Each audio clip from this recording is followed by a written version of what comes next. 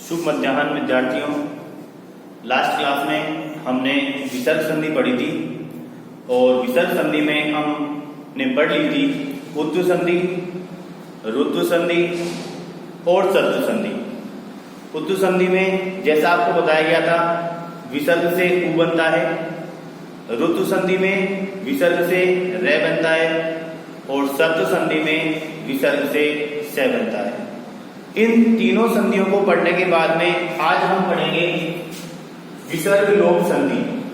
देखिए नाम से ही स्पष्ट हो रहा है विसर्ग लोप, अर्थात इस संधि में विसर्ग का लोप हो जाता है। लोप होने का मतलब है विसर्ग यहां से हट जाता है। तो देखिए इसके कुछ नियम हैं वो आज हम पढ़ेंगे। तो देखिए सबसे पहला नियम है विसर्ग से पहले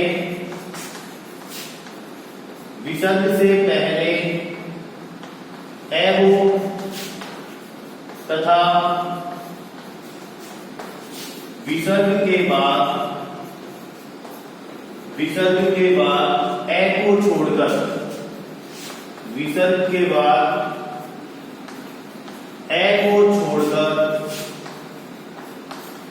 कोई स्वर आए तो विसर्ग का लोप हो जाता है। विसर्ग का लोप हो जाता है। देखिए इस नियम में है कि विसर्ग से पहले ए होना चाहिए। अब देखिए विसर्ग से पहले ए हमने उद्ध संधि में भी देखा था, लेकिन ये नियम कह रहा है कि विसर्ग से पहले तो ए होना चाहिए, लेकिन विसर्ग के बाद में ए को छोड़कर कोई भी स्वर आ जाए, केवल स्वर आ सकता है।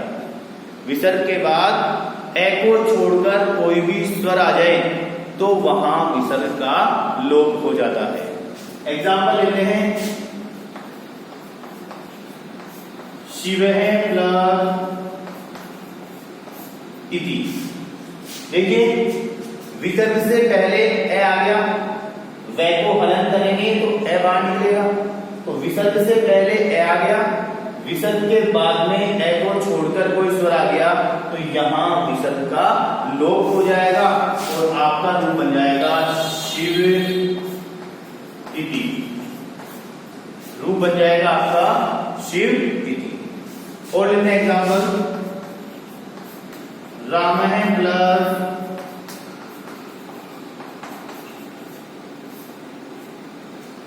आगच्छति। राम प्लस आगच्छति। देखिए विसर्ग से पहले तो ए आ गया, मैं को हलन करेंगे तो ए बाहर निकलेगा। तो विसर्ग से पहले ए आ गया और विसर्ग के बाद में ए को छोड़कर कोई भी स्वर, अभी यहां देखो आ रहा है, ए नहीं आना चाहिए, उसके अलावा कोई भी स्वर आ सकता है। तो यहां विसर्ग का लोप हो जाएगा और आपका रूप बन जाएगा राम आगच्छति। रूप आपका बन जाएगा राम आगच्छति। दोनों शब्दों में कोई परिवर्तन नहीं होगा, केवल आपको विसर्ग को हटाना है, विसर्ग का लोप करना। बालः प्लस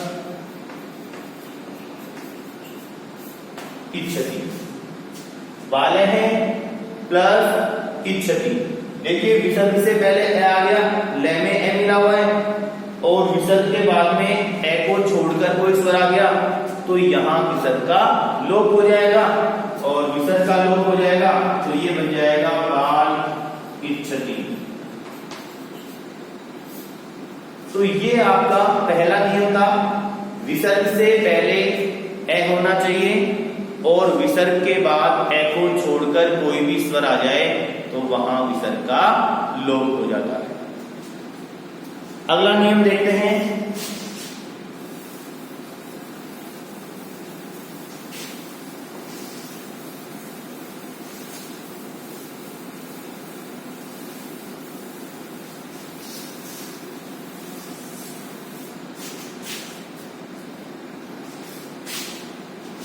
दूसरा नियम है सह तथा एशय, सह तथा एशय के पश्चात ए को छोड़कर, सह तथा एशय के पश्चात ए को छोड़कर कोई स्वर अथवा व्यंजन आए तो विसर्ग का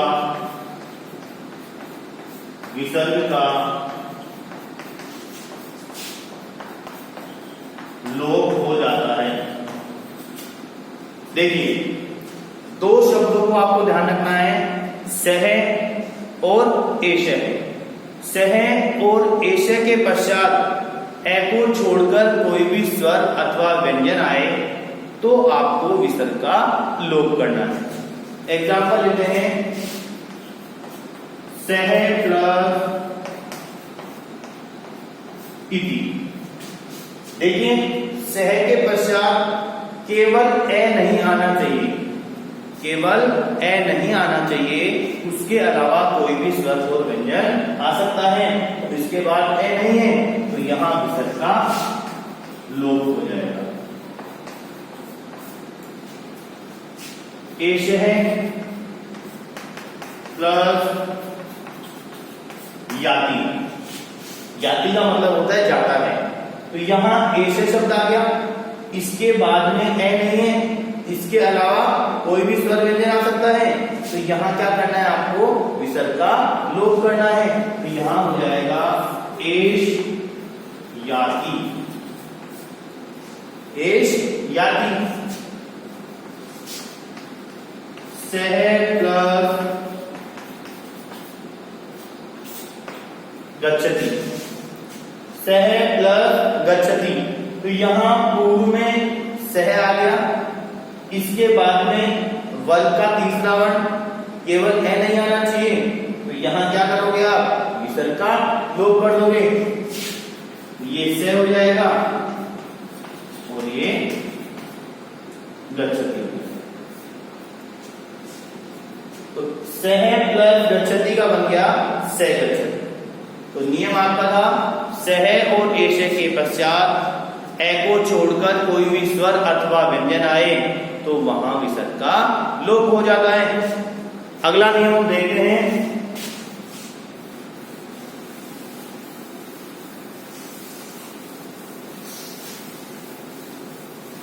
देखिए विद्यार्थियों, अगला नियम हमारा है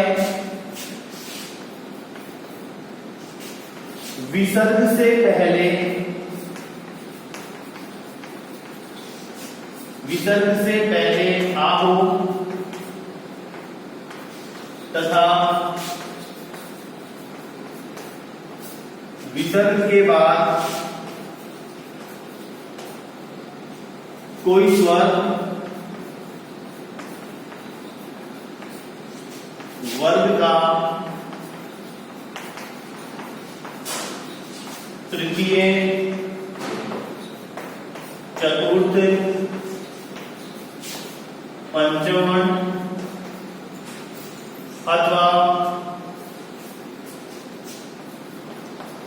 है ये वे रे में से कोई वर्ण हो तो विसर्ग का लोप हो जाता है, विसर्ग का लोप हो जाता है। देखिए, ये नियम कह रहा है कि विसर्ग से पहले आ होना चाहिए। अब आपने विसर्ग संधि पढ़ी है, किसी भी संधि में विसर्ग से पहले आ नहीं आया, तो विसर्ग से पहले आ होना चाहिए। विसर्ग के बाद में कोई स्वर आ सकता है, वर्ग का तृतीय, चतुर्थ, पंचम वर्ण आ सकता है, या फिर है ये वे रे और ले, इनमें से कोई भी वर्ण आए तो यहां विसर्ग का लोप हो जाता है। एग्जाम्पल लेते हैं, बालः प्लस गच्छन्ति, बालाः प्लस गच्छन्ति। तो यहां विसर्ग से पहले आ गया और विसर्ग के बाद में वर्ग का तृतीय वर्ण आ गया। तो यहां क्या करना, आपको विसर्ग का लोप करना है और हो जाएगा बाला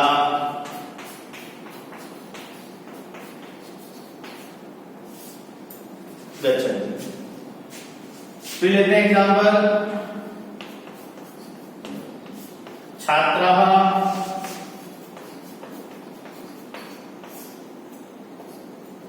हसन्ति, छात्राः हसन्ति। विसर्ग से पहले आ गया और विसर्ग के बाद में है आ गया, है आ सकता है। तो यहां आपको विसर्ग का लोप करना है और समस्त पद हो जाएगा छात्रा हसन्ति। वृद्धाः आयान्ति, वृद्धाः आयान्ति, आयान्ति मतलब आते हैं, वृद्धः वृद्ध व्यक्ति। देखिए यहां जब आ आएगा तो बहुवचन का रूप बनेगा, इसलिए यहां सभी शब्दों में बहुवचन का रूप आएगा। तो यहां विसर्ग से पहले आ गया, विसर्ग के बाद में स्वर आ गया, तो विसर्ग का लोप हो जाएगा और बन जाएगा वृद्धा आयान्ति, वृद्धा आयान्ति। तो ये आपका तीसरा नियम था, विसर्ग से पहले आ होना चाहिए, विसर्ग के बाद वर्ग का तृतीय चतुर्थ पंचम वर्ण अथवा स्वर अथवा वर्ग का तृतीय चतुर्थ पंचम वर्ण या है ये वे रे ले में से कोई वर्ण हो तो विसर्ग का लोप हो जाता है। तो ये आपका तीसरा नियम था। लास्ट नियम इसमें आपके आ रहा है नंबर 4,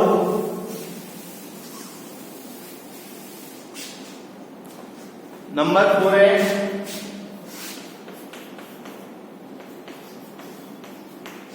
विसर्ग से बने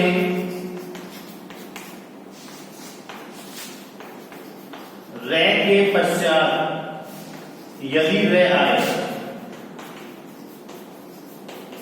विसर्ग से बने रे के पश्चात यदि रे आए तो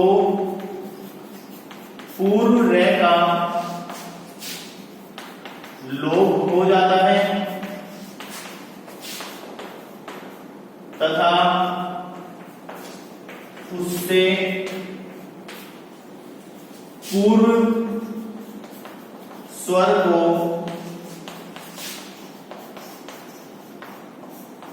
दीर्घ हो जाता है। देखिए विसर्ग से बने रे के पश्चात यदि रे आ जाए तो पूर्व रे का, विसर्ग का जो रे बनेगा उस रे का आपको लोप करना है। लोप का मतलब रे को हटाना है और उससे पहले जो भी स्वर है उसको आपको दीर्घ करना है। देखिए दोबारा, विसर्ग से बने रे के पश्चात अर्थात विसर्ग से जो रे बनेगा उसके बाद में भी रे आएगा तो विसर्ग से जो रे बन रहा है उस रे का लोप हो जाएगा और उस रे से पूर्व जो भी स्वर है उसका दीर्घ हो जाएगा। देखिए हरि प्लस रब, अब यहां विसर्ग से रे बनेगा, पूर्व में ये आ गया बाद में रे आ गया तो विसर्ग से रे बनेगा। तो रे के पश्चात यदि रे आ जाए तो इस रे का तो लोप हो जाता है और इससे पूर्व में जो स्वर है उसका दीर्घ हो जाएगा। तो इससे पूर्व स्वर कौन सा है, ई आ रहा है, तो इस ई का क्या हो जाएगा, दीर्घ हो जाएगा और ये बन जाएगा हरि रब। शंभु राजते, शंभु राजते। देखिए विसर्ग से बने रे के पश्चात रे आ जाए, यहां जो रे बनेगा इसका आपको लोप करना है और इससे पूर्व में जो भी स्वर है उसका दीर्घ करना है। तो यहां पूर्व में स्वर है उ, इसका क्या करेंगे आप दीर्घ कर देंगे। तो ये आपका बन जाएगा शंभु राजते। ये आपका बन जाएगा शंभु राजते। और लेते हैं एग्जाम्पल, पुनः प्लस रमते। यहां विसर्ग से रे बनेगा, रे के पश्चात में रे आ रहा है, तो इस विसर्ग से बने रे का हम लोप करेंगे। इससे पहले जो स्वर है, स्वर कौन सा है यहाँ पर ए, ने में क्या मिला हुआ है ए मिला हुआ है, तो यहां इस ए का क्या हो जाएगा आ हो जाएगा। तो ये बन जाएगा आपके